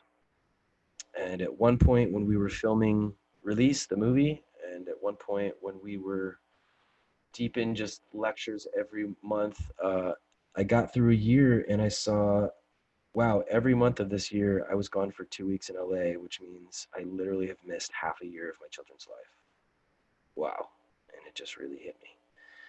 So I tightened up my tours, started a living foods company here on Kauai because it's a little side venture. And as we get to know each other, you'll understand I've actually professionally done quite a number of jobs. I have quite a set of unique skills. So I was trained before I went to LA and got into healing in the film industry as a chef.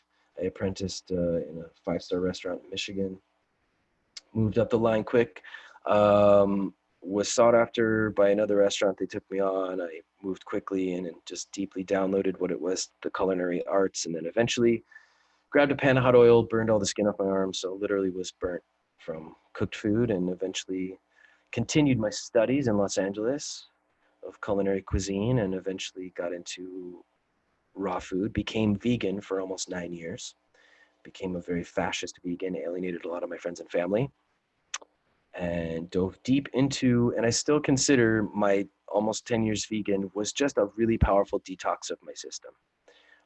Got very emaciated, anemic. I have a blood type of O, And anyone who doesn't have an A blood type, just so you know, if you're anything but the A blood type variants, you require iron from a blood source. It's called hemi-iron. Hemi-iron. You could eat all the spinach or kale or anything with iron that you wanted, but your body requires iron from a blood source. Don't believe me? Do some more research about biochemical nutrition. So I had made myself anemic for almost 10 years, and it was actually working with this powerful psychic and channeler who has 100% accuracy in the time I've known her, almost 15 years. I have watched her heal people. I've watched her pull entities and demons out of people. I'm not even going to go into some of the amazing feats I've seen of this human being who actually saved my life, energetically healed me when I was super sick. But she exuded all these attributes that I was trying to be vegan and be more conscious and spiritual. I was trying to embody these psychic aspects. That was part of why I wanted to be more conscious of my diet. And she was also a channeler, and these beings would channel through. And I grew up with channels and channelers, and I grew up with the, learning what was BS and what was authentically an alternative energy force. And I could feel benevolent and malevolent. You learn to feel that stuff. When I grew up as a little kid around listening to these channels like Lazarus and these different ones. So I could recognize the signature, and I had a few spiritual teachers who were channelers, and they were some of the greatest blessings and stages in my life, and really has helped me to understand overall that there are three realms of reality: planetary, galactic, or interdimensional, whatever you want to refer to it as, and celestial. And there can be a multitude of densities in between, at least the top two, but it was experiences behind the curtain, seeing into the celestial realm or interdimensional, seeing a ship slide into a cloud, that showed me there was a reality outside of what we know. Over my entire life, that has been a foundational theme of this universe, showing me behind the curtain just little bits at a time, and sometimes huge reveals. So these channels came through and they said, what's more powerful, the grass that grows on the earth or the animals that eat the grass that grows on the earth? And then they said, what's more powerful, the animals that eat the grass that grows on the earth or the animals that eat the grass that grows on the earth? And they said, you will never get the same level of nutritional complexity from a less complex organism, period.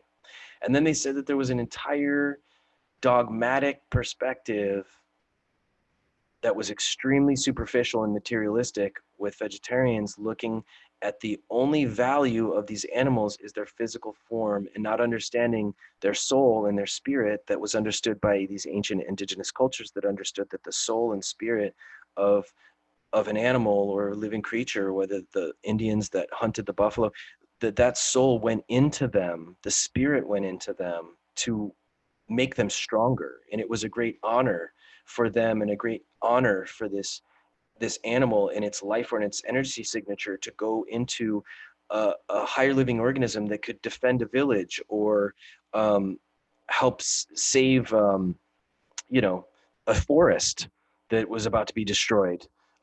It was a karmic honor and an ascension process, and that we as a people had lost that understanding. So there was no honoring. In fact, there was a defacing of even wanting to recognize and see that this was a living thing and to honor its spirit, and that humans had lost that with the industrialization of food. And so by not honoring the spirit, then it's not getting honored and it's not truly honoring you. And that human beings just kind of aim these animals, their spirit doesn't reincarnate or ascend properly without somebody who's taking them in, who's consuming that life, having awareness and reverence for honoring that life. So for those of you that do eat meat, I just want to express to you to bring your awareness and reverence for the life and the significance and the relevance of this living creature, and its spirit to go in you to inspire you to do something significant with your life, to honor its spirit living on in you. So I'm not trying to convince anyone to not eat meat or to eat meat. I'm just saying bring awareness to your process of whatever you choose. And then they went on to say that anything that you cook, you kill. And so if you're going to eat a vegetable or a living or an animal, if you cook it, it's dead. When you eat death, you add to the death. If you eat life, you add to the life. And that really you should try to not cook or overcook things and to maintain life vibration in it, because it dies and then you're just eating dead matter. So I went deep into the vegan raw food community and living foods then, because I was obsessed with eating life and embodying the life vibration. And then, of course, when I understood biochemically that 70% of your enzymes is supposed to come from your food, I saw how much most of us are depleting our enzymatic reservoir in our pancreas to try to support a digestion that should be getting more support from the enzymes in the food, and it's not, because we're eating dead processed foods. So anyways, went through the living foods as a vegan, then got deep into that culture, then of course connected, lived with this powerful psychic for a year, and then tried my first piece of meat after not having it for 10 years and telling everyone I would get sick. And not only did I not get sick, I felt amazing. I had an intuitive response that my body was like, where have these amino acids and proteins and iron been for the last almost 10 years, you idiot? And it was deeply humbling. I had to go back to everyone in my life. I had to tell them, oh my gosh, and I was so righteous. Oh, it was everything I deserved for how righteous I was.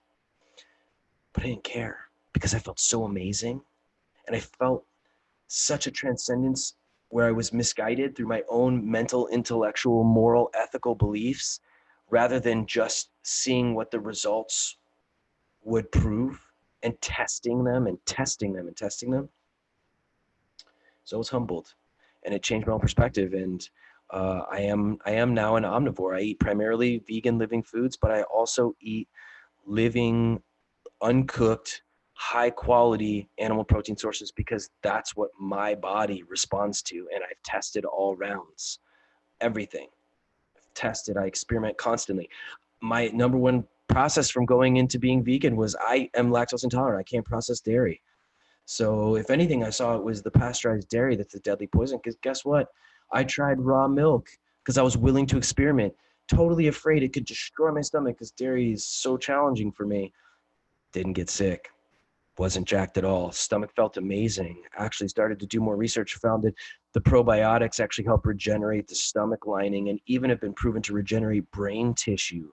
In fact, I had a real in-depth experience with the fact that my partner unfortunately stopped breastfeeding after about 3 months with our son, and we had no source and weren't going to do formulas, and lucked into becoming a shareholder with a farmer where we could get raw milk for our son, where we would do raw coconut water and raw milk together. That's been his formula that he's had to have he's had it for the last 3 years. It's been profound blessing, because normally she would be able to breastfeed for longer and give him that nutrition. And he is extremely healthy and his musculature is just amazing.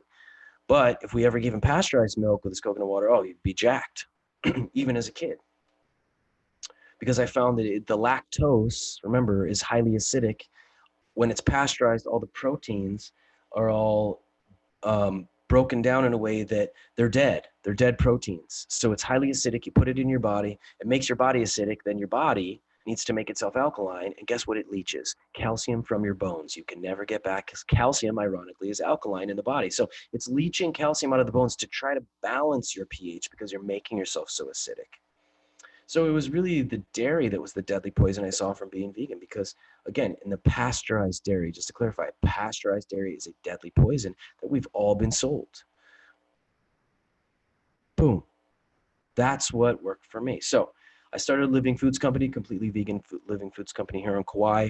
We were open for 8 months. We created something called the Prosperity Bowl, where we would feed people if they didn't have any food. We had a side menu, and we started trying to collect donations from local businesses that could support the people who maybe didn't have any money or food, that support those businesses could see, oh, wow, this list of companies supports this free menu where you could come and get not a charity bowl, but what we call the Prosperity Bowl. And we had a different bowl each day of the week. It was super magical. We helped a lot of people. We served over 1,000 bowls over 8 months before one person in the community, one person, because of race, burned our kitchen down, lit our kitchen on fire. And in a matter of hours, what I spent 2 years building to feed the community and what was feeding the community was taken out.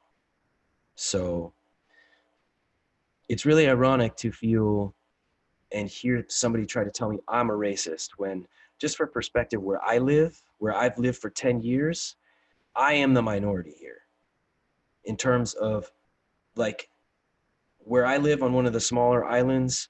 Like, I have lived, my children have lived and go to a local charter school where each one of them has expressed some form of racism against them being white, because I got the white kids and I'm in the white family on an island that is actually a mix of races. So it's not even, the Kauaian people are a small percentage even of the indigenous people here. It's Portuguese, it's Chinese, Japanese, but they've been here a long time. And somehow through that, they have felt more of a predominance, even though I've been here 10 years, to look at someone with a different color skin as less valid to be here, or that they matter in some way less. And sadly have had me, not so much as others. I'm covered in tattoos. Overall, I get very dark and tan. I maybe look like I may be part of that genetic conglomerate of travelers that have come here over the ages, either Portuguese or having some Japanese or Chinese genetics mixed in with something else. But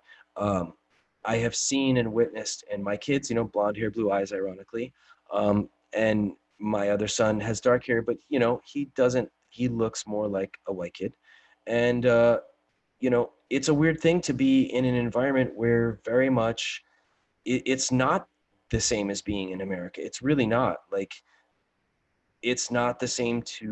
It's been a very interesting dynamic to feel in a community where you are kind of the smaller percentage, and going through the process of what that is and experiencing to a T even sometimes, like, prejudices or racism in a way where it's abstract. And I'm used to it. Listen, I grew up in Michigan. I used to go down to Detroit and try to be a big kid and go to shows and stuff out of my little small German farm town. I have been assaulted before wearing a turban. I was assaulted in Beverly Hills. It was some kid, gang member. It was his initiation to get into the gang. That's what we've assessed from it. I was wearing a turban and escorting my friend down the street. He decided, oh, look at this guy with this towel head. Look at this towel wrapped dude. I'm gonna attack him with this woman. I imagine it looked like I was an easy target. So guy ran up on me, punched the turban off my head, hit me right in the back of the head. So it kind of dropped me and took me a second to get to my feet, and then tried to take my friend's purse and run away, and eventually got to my feet and he couldn't get it. She just performed and had a cane. She was beating him with her performance cane. He was trying to rip it away. And eventually he ran off and ran to a car that was fully tinted in the alley. And we all just kind of backed off because it was full of guys and, weapons. And so, yeah, you know, discrimination comes in many forms. And I feel like in this world today, um, I know how much and honor how much all lives matter and Black lives matter. And I have seen firsthand injustices to friends that are my family that happen to have brown skin. I don't even look at them as like, this is just my friends, my family. And I have seen injustices to both them, and I have seen injustices to just acquaintances that I still consider to have deep respect for. And there's nothing close to equality in it through our history as a nation. I mean, our entire foundation is karmically doomed in the fact that we took this land from people who were more in harmony with their environment, to the point where they didn't even identify what an ownership of land was to have it signed away. So this all has to come out. It's a detox. It's uncomfortable. But what is grounding through detox is when you have practices or some form of a discipline or practice to alleviate your body and your stress systems through times of discomfort, whether it's through, um, you know, education, like you're getting educated on something new, or big reveals, or being humbled to something you were wrong about. What keeps you rooted to be able to move through that without identifying egoically, to have some issue where you're triggered and you have a rise around it. In fact, one of my favorite psychological uh, kind of testing points was, do you have a rise around something? You know, someone could say, you are a lazy person. What are you doing with your life? If that's not true, there's no trigger for you. You could just be like, wow, I'm so sorry that you think that. I would love to know more. If you want to express why you feel that way, that observation you choose to share with me. You're not like, you know what, screw, I'm not lazy, blah, blah, blah. That's that reactionary defensive thing, that you are defending something because some part of your psyche feels like maybe that's true. When you are fully at peace with something, you're neutral. You're coming from a place of neutrality. You can speak from that place of neutrality, and you feel a difference. And when one of my teachers and coaches, dear sister of mine, challenged me in responding to something, and she called out, you're still triggered on that. Like, I can feel you have a rise. You still haven't fully come to a transcendent place on this thing. It was really powerful for me to look at, because I thought I had. This was, 10 years ago. And I began tracking that. Do I have a charge around this thing? If you have a charge around something, it's having a charge. Not having charge doesn't mean you don't care. It doesn't mean it's not important to you. It doesn't mean you won't speak with power and presence. There's a different thing to speak from a place of empowerment than to speak from a place of aggression or defense. And I feel like Martin Luther King was amazing at speaking powerfully, but without like anger, without aggression. Even if he was like bordering on the line of where you were like, is he upset? No, he's just in his power state, because he had made peace with the injustices, even though he was clear and he saw what they were, and what his vision was. So I just want to hold that space, and I guess kind of wanted to bring it fully around in that regard. And we're coming into the final last 10 minutes of the show right now, and I would love to just give you a base breath technique. We go through this breath a lot on our shows, and we're just transitioning from Matrix Body Mechanics Live, where we were doing a live show on Facebook at the time. And so I've given these out, and you can see them in different media formats that we do, but just itch my nose a little bit because I'm about to do some breath. I want to show you a common breath, and how you can actually look at what your body intuitively does sometimes. It has a lot of deep knowledge to it. So when we're upset, and you notice when you think, I'm just going to give you an impersonation of a little kid. When they're upset, in between their cries, they might go, what is that? What is that breath? What is the breath that we instinctively do when we're upset? It goes twice through the nose and once through the mouth. So I just recreated it right now. I'm sucking from here and with my lips through my mouth simultaneous.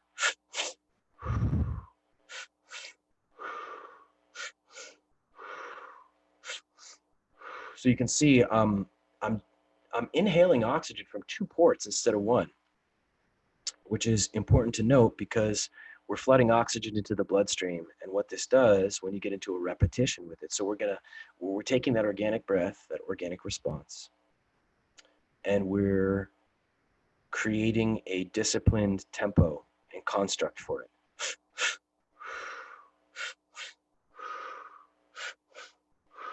I'm trying not to blow in the mic because I imagine it might be loud.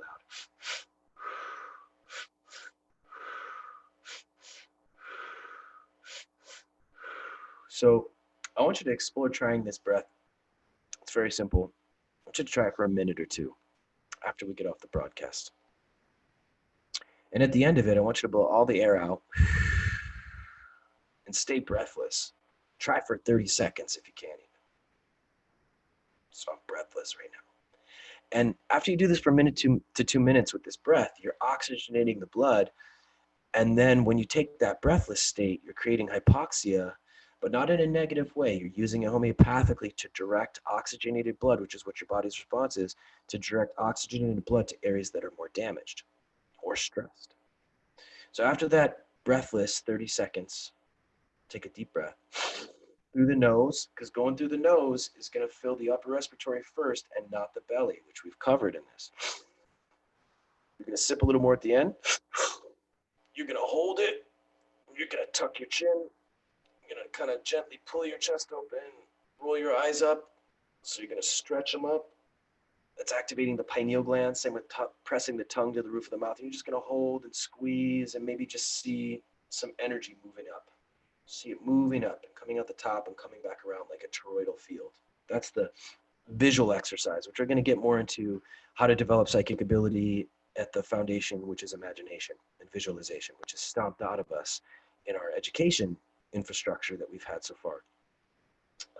And we're instantly navigated into logic and numbers. So you're gonna do that breath, take that deep breath, and just see what happens for you. Even lay flat on the floor on your back if you want to. It's gonna calm and regulate the heart. And this is a really powerful breath. If you're getting stressed, do this for a minute or two, and then run a few cycles of this. Okay? Coming up to the top of the hour. I guess we're gonna finish as we started. I want to kind of encapsulate and close this information and contain it. So we did in the beginning, remember we had 5 sounds, a, e, o, u. You can literally see the 5 areas that we're resonating sound from. So we did a. So let's do o. O. It's not om. It's just making an o sound, stretching the jaw. O. You can hear how the sound is vibrating and resonating because I'm stretching the chamber and I'm letting it relax. I'm not forcing it. Oh. Now listen to the difference if I'm not extending and stretching so much. Oh. It's not as powerful as oh. There's more vibration, and that vibration is going into my cells. And that's at a harmonic of 432 that's healing for you. So we're going to take 2 breaths, inhaling and exhaling. And exhale. And again. And exhale. And inhale to tune in. Deep breath. And we do that O sound.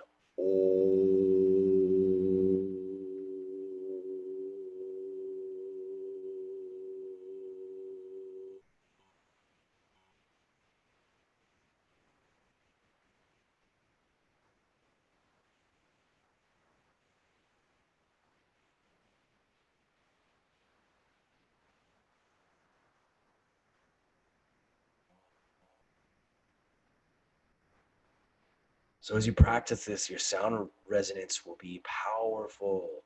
It gets stronger and it becomes a skill, and you build confidence around it. So everyone take a deep breath from there and just hold that breath, containing everything that you learned, that you feel that you absorbed, or that you want to absorb that's in the subconscious now, holding, squeezing, kind of see that energy coming up and out the top and back through like a toroidal field, holding, squeezing, containing that energy.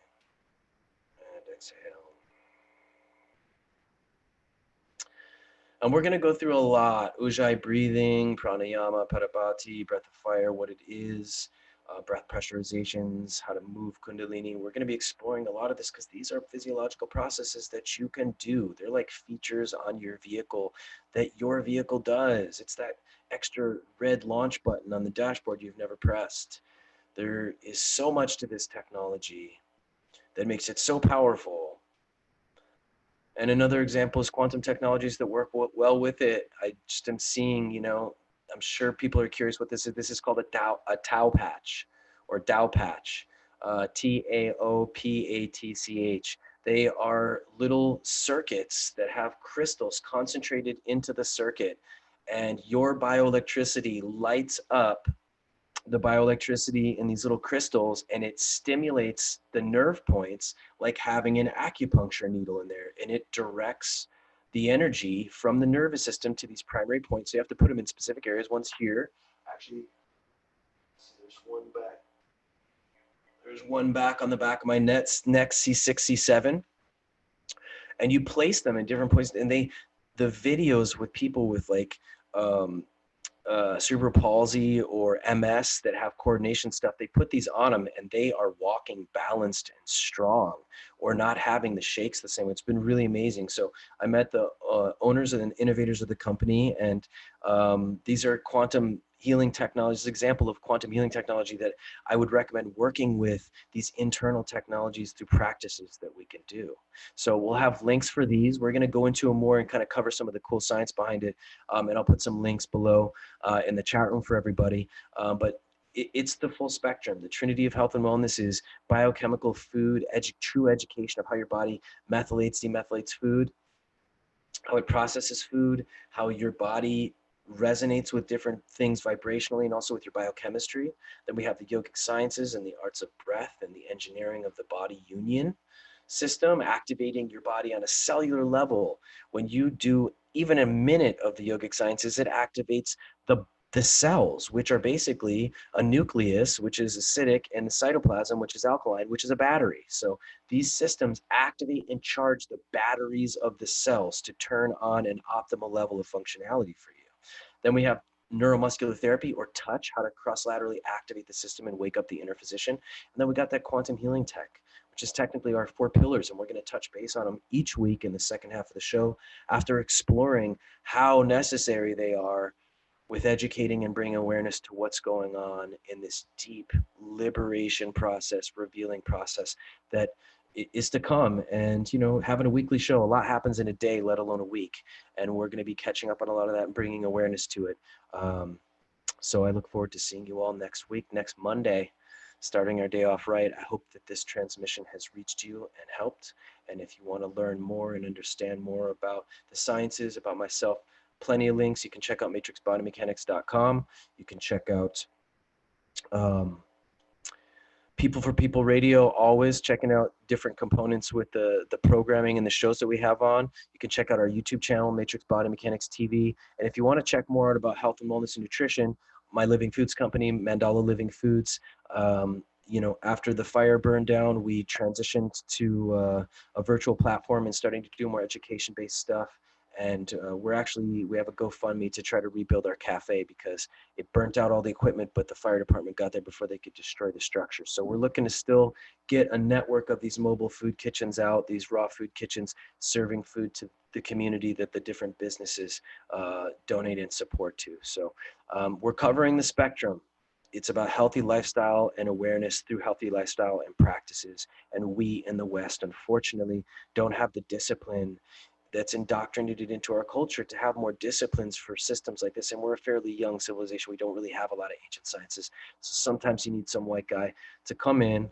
I don't even really consider myself white. I'm pretty diverse in what I technically could be, which I hope helps you to receive this information without getting too triggered by my physical form. Hopefully, I guess I got a more universal avatar to hopefully bypass things that can trigger you to listen to the deeper message. So matrixbodymechanics.com, lots more info before I see you next week. Tons of info on there. Matrix Body Mechanics TV on YouTube channel. Share, subscribe, spread the word, please. I'm doing this. I'm taking time each week to do this because the overall intention is to share with you what others shared with me that has directly changed my life and helped me to have a more graceful transition through this great revealing apocalypse into whatever new reality we choose to co-create together. Just be very powerfully aware of your words, that your words are spells and what you speak, and start to see how truly powerful your thoughts are. And if you ever start rambling with your thoughts, go into that breath. That's what these breath techniques are all about. So I always tend to go over. I'm only 5 minutes over on our timer this week. And I just want to salute each and every one of you for tuning in and thank you. Feel free to share this information so I can get out there for others. And Satnam, Aloha.